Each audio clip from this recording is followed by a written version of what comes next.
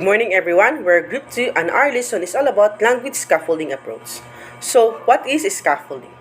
This means that helping a child learn new skill by building on skills that they already have.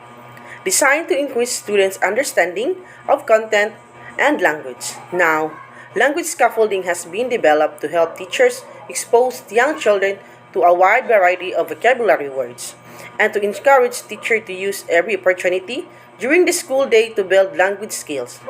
The more words and language structures that the child is exposed to, the more he or she will be able to understand and use these words in grammatically correct phrases and sentences. Levi Vygotsky said about scaffolding that what a child can do with assistance today, he or she will be able to do by herself tomorrow. Now, I give the next explanation to Marialyn Bitua about most common scaffolding techniques in the classroom.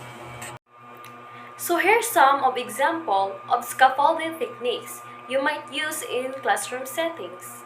First, repeat what had child stated the correct way. For example, when the child say tar, you will say yes, a car. Next, say again in different way. For example, when the child say milk gun, you will say yes, milk is finished. So this helps children learn new words.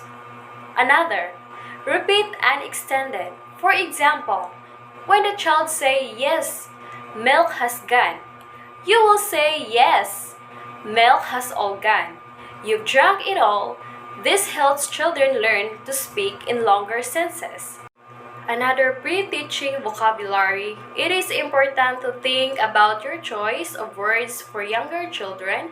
This will probably be concrete words linked to what you can see or what you are doing.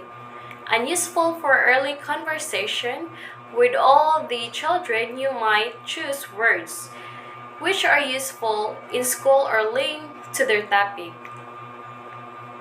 Next, sentence starters. So this can be used to scaffold conversation and to starting thinking about topics, start sentences and leave a gap for a child to finish. Example, one thing I enjoy about our school trip was, and then we let the child state or complete the sentence.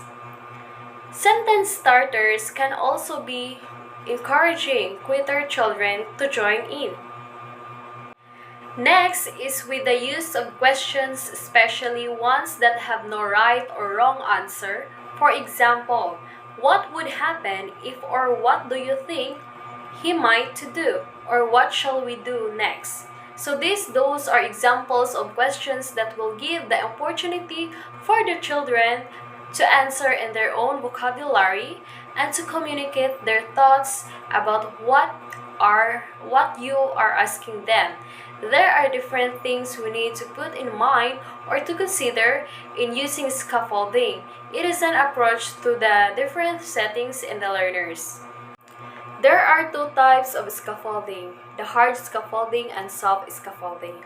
When we say hard scaffolding, it is something like making addition to worksheets, providing visual, and by demonstrating using instructional materials in classroom settings.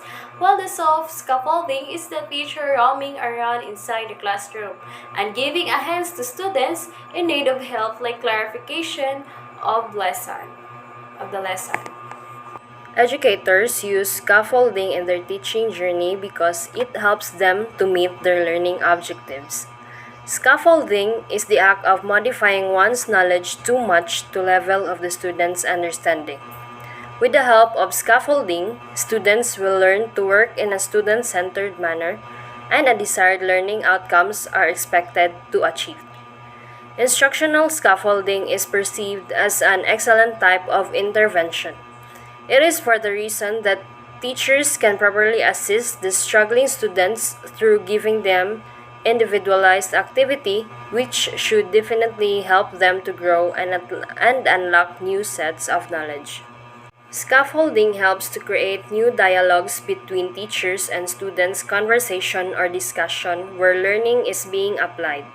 Through this, educators can surely help students to build connection eliminate communication barriers, and boost self-confidence as they share their knowledge and understanding in the classroom environment.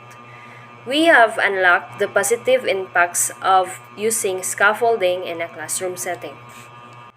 Now, let's go to much even further discussion for some challenges and criticism of instructional scaffolding.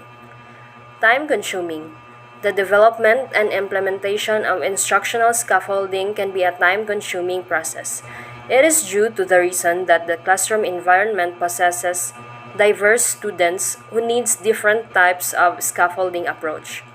Thus, educators should apply more patience and efforts in delivering the lessons under instructional scaffolding by doing so educators can do massive learning outcomes. Knowing the students. If the teacher is committed to scaffolding, they must get to know their students by knowing them. Teachers will have the idea to create some adjustments to properly assist the students' need in learning. Students' dependence. Critics believe that scaffolding can lead to the student to become too dependent. One goal of scaffolding is to create independent individuals. However, some students get lost on track and become too dependent. It is because scaffolding let the teachers facilitate and monitor, and with that, the students feel comfortable on having them alongside.